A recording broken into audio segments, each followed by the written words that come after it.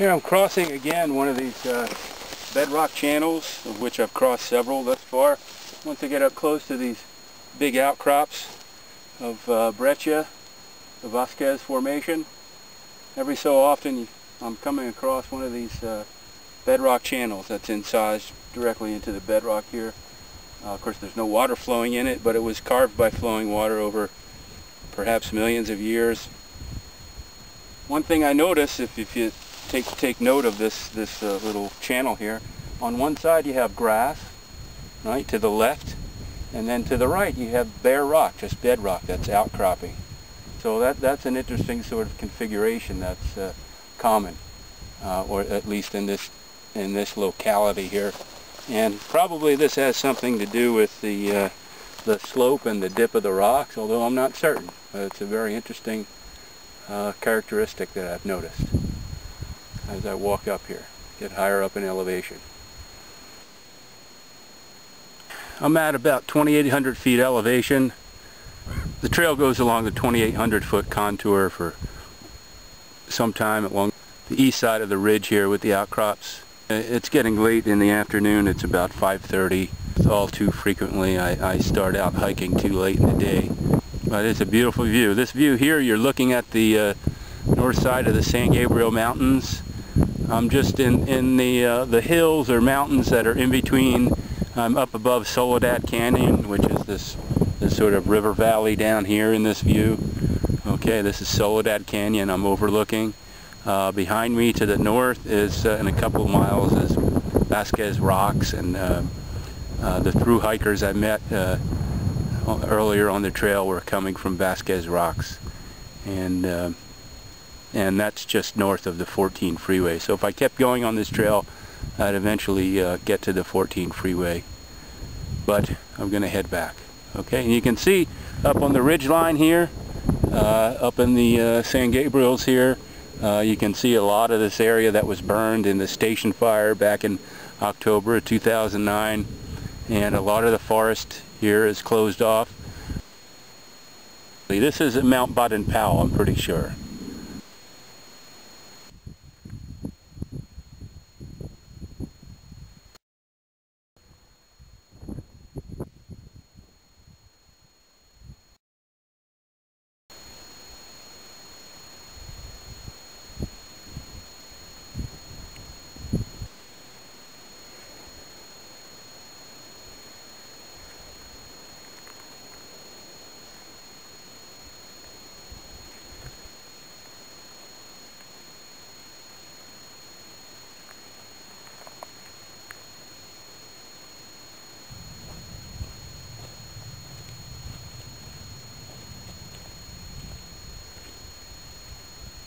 This is as good of an outcrop of breccia as you're likely to find anywhere. Right? Notice the larger class, very angular.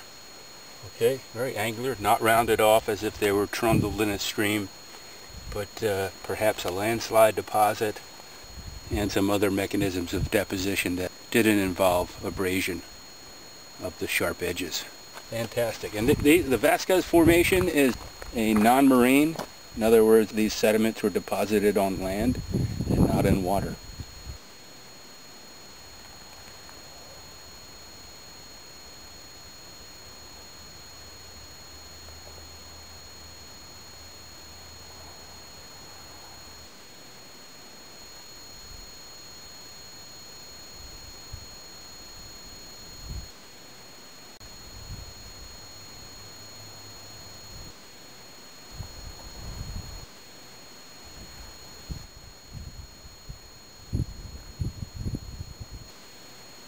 This plant here is most definitely a manzanita.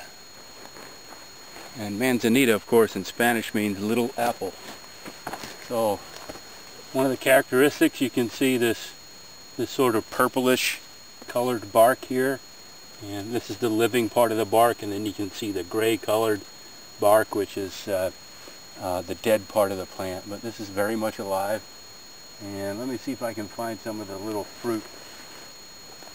These are the fruit that the manzanita. It doesn't look too much like a little apple now. They're kind of young and sticky, but in a few months it'll look more like a little tiny apple, which is where the name comes from. I just noticed hanging up here in this manzanita, this looks like a piece of leather that was probably some part of a horse's bridle or halter.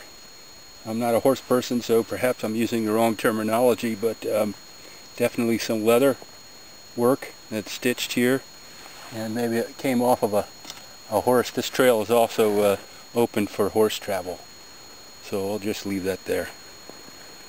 Looks kind of old. Okay, a final view of the outcrops here as I'm walking down across the valley. Beautiful view. Of course, late in the afternoon when the sun gets low, it's about 6:15 right now. This is the best time for photography, when you get the dramatic shadows spreading out across the landscape. Some of the landscape's in light, some of it's in shadow. That makes for a more visually delightful image. And there's some beautiful clouds out today too, some cumulus clouds.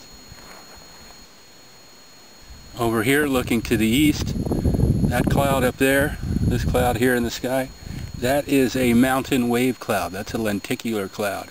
And you can tell a lenticular cloud by the very kind of smooth edge it has. Okay, this is the cloud that frequently, for people who insist on believing in such things, they refer to this as the flying saucer cloud. This one's kind of elongated. If it was a little more compact, it might have more of a round shape, and then it would really give you that UFO sort of look. But this is called a lenticular cloud, or mountain wave cloud. And they're formed by airflow over high topography that sets up sort of an undulation downwind from the peak or ridge, and the air is moving in and out of a temperature zone that is at the dew point for that air.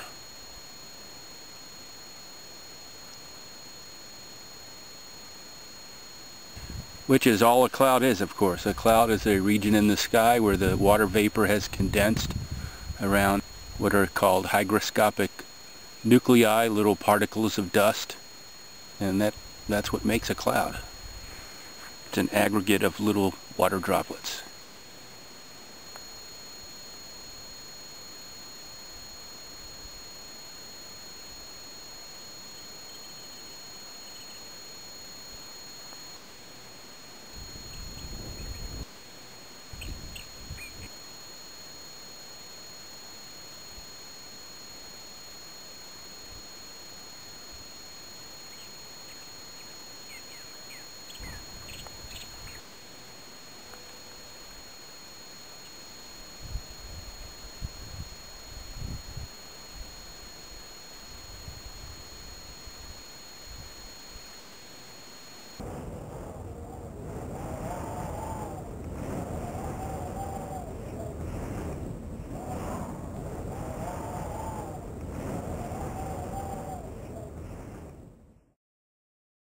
Here's a marker for the Pacific Crest Trail. It says U.S. Forest Service, National Park Service, completed June 5th, 1993.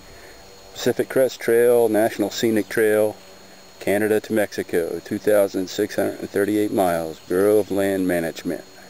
And this is set in top of a little pylon made of the native stone. This is the pylon containing the trail monument.